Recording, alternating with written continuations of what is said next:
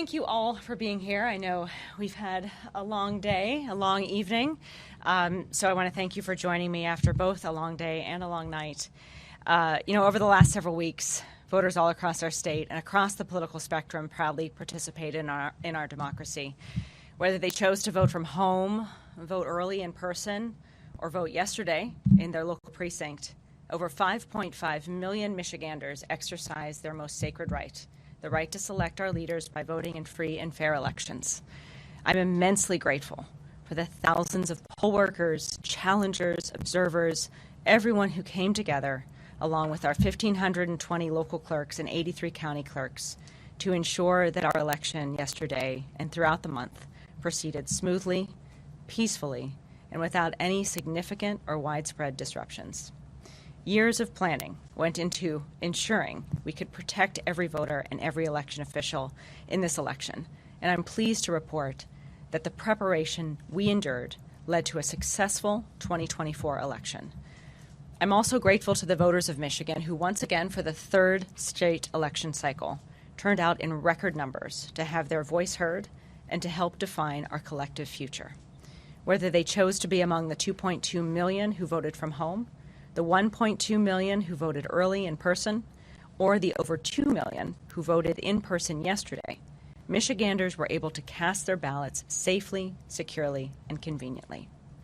As in past elections, we saw thousands of new voters register and vote on Election Day, nearly 22,000 overall, and many were in East Lansing, Ann Arbor, Grand Rapids, and here in Detroit.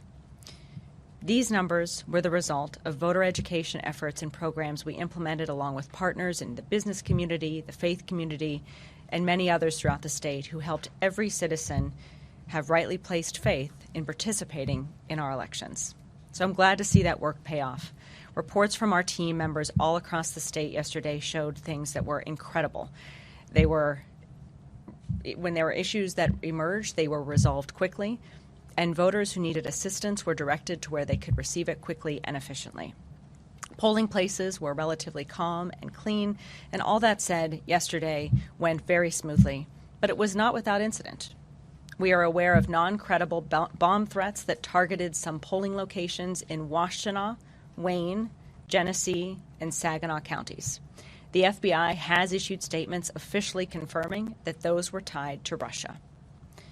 Last night, after the polls closed, doctored videos circulated online with false allegations of widespread voter fraud, and the incoming president himself, wrongly claimed there was significant law enforcement presence in Detroit and Philadelphia. Those false claims were easily debunked, and I'm grateful to so many of our partners for helping us ensure trusted information ruled the day. After the polls closed, we saw poll workers work through the night, carefully validating the signatures of thousands of mail-in ballots that were dropped off in the last hours that polls were open. That took time. They had to deliver those unofficial tabulations to counties, and then those counties uploaded those results into their systems and posted them online. That also took time. But here we are, just shy of noon on Wednesday, and by and large, that process is complete. One of the best images I saw last night was just after 10 p.m. when Flint announced that they had completed their full tabulation of every vote well ahead of schedule. Everyone cheered and congratulated each other on a job well done and a significant improvement over their process in 2020. That, to me, is the story of yesterday. And that, again, on this day, is what I'm grateful for. The professional, tireless work of election officials over the course of this year, and especially these last several weeks, reinforces that these professionals, Democrats, Republicans, and independents, represent the best of us. May we all continue to stand with them to ensure we remain a country that lives up to that one person, one vote promise embedded in our Constitution. May none of us give up on that ideal. It is who we are as a nation and as a democracy. Thanks. And with that, I'm happy to take some questions. Secretary Benson, Yeah. I know you were pretty very strong Yeah. here. I know you were very hopeful that we would get some results here in Michigan and be one of the first swing states to actually complete the count. Were there any specific challenges that county clerks ran into when trying to complete their tabulation processes that resulted in us not being the first swing state? Yeah, I think We made clear all along that it would take time for counties to report those unofficial results. What we saw over the last 12 hours or so was, particularly in large counties like Wayne, there were no problems with counting or transmitting those results, and that's why we knew things had been tabulated. But it did take a very long time to get the data to upload into the county website. And the Board of Elections, the Bureau of Elections, is working with the county to find out exactly what happened. But yeah, throughout the hours that unfolded late into the evening and early this morning, it was simply just waiting for that data to then be uploaded and appear online that was taking so long. And we'll look into, what connections, whether it was internet connections or others that impacted that. But at the bottom line is it did take time, and here we are earlier than we were in 2020, able to say that the tabulation is for the most part complete. The other thing I'll say, and that I emphasized last night, is that we know there's still about 6,000 outstanding military and overseas ballots. If they're postmarked by yesterday and are received by Tuesday, November 12th, they will be added to these unofficial results as well. Follow-up question to that. Were there any particular counties or cities throughout the state that had any hiccups or challenges that made it a little bit more lengthy for them to finish their process? Nothing significantly widespread. That's what was so interesting as the hours unfolded. I mean, one of the things I noticed as I talked to clerks and showed up in Huntington Place just to get eyes on the situation and see what was going on, was that people were exhausted, in part because of the long early voting period, especially here in Detroit. That was very helpful in that it created options for people to vote and extended the hours for pre-processing. But people were also exhausted by, midnight or 2 in the morning, and I think that is also something to take note of. But yet they stayed through the night. And again, that tabulation occurred on schedule. We were expecting Detroit to be done tabulating in or around midnight. They were done a few hours after. And with that, sent the results over to Wayne County, which then uploaded them. And it was really the time it took from when it got to the county to when it appeared online, that upload, that was really where we saw the slowness occur. And, I'll also, I think, attribute it to the fact that everyone was being so careful.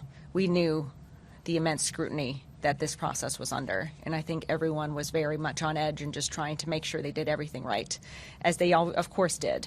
But I think that contributed to some of the careful, slower actions, which we would prefer over speed and efficiency that leads to errors. Yeah. Secretary, are you able to clarify turnout numbers for yesterday? Is it larger than 2020, or do you have the exact numbers? We are, I think, we're about where we were in 2020 at this point. Now, we're still waiting, again, for those overseas ballots and others to come in, so it'll be a few days before we know the final number, but we're at least above 5.5 million, which is where we were in 2020. So the way we're looking at it, as I mentioned, is we've really now had 3 back-to-back. This was our 3rd straight election cycle where voters turned out in record numbers, and that's what we're seeing as a victory. If turnout had dipped significantly under that 5.5, I think that would have been a cause for concern, perhaps, but that's not what we saw. We were essentially about where we were at 2020, give or take a few thousand, and we'll figure those specifics out in the days ahead. Can you talk a little bit about, you talked about the doctor video. Yeah.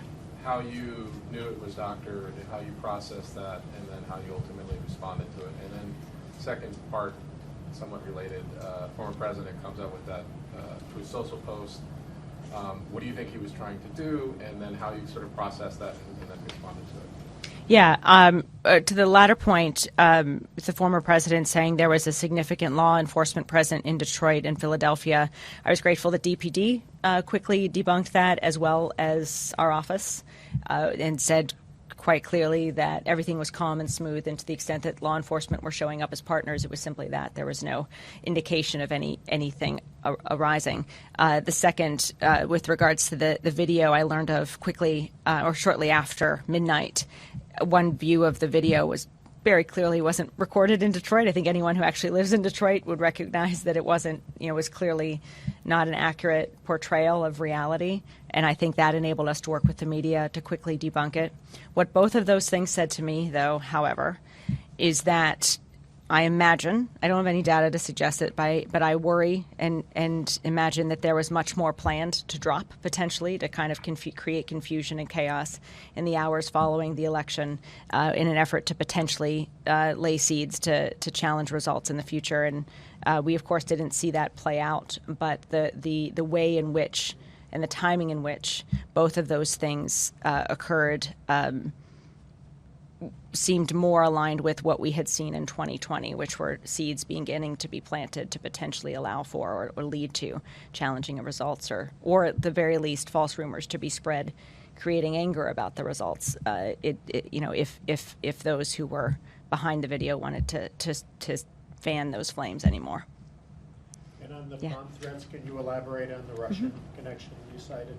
Yeah, I think much like my colleague in Georgia, the state of Georgia mentioned yesterday, we received similar bomb threats in the counties that I mentioned. They were quickly addressed. Law enforcement visited the locations, confirmed that they were essentially considered a swatting incident. No voters were blocked from voting, which was in the midst of it our biggest concern, as well as making sure that they were not credible threats. And then the FBI confirmed later that the source of the threat, I believe it was an email, but the source of the threat came from a Russian IP address.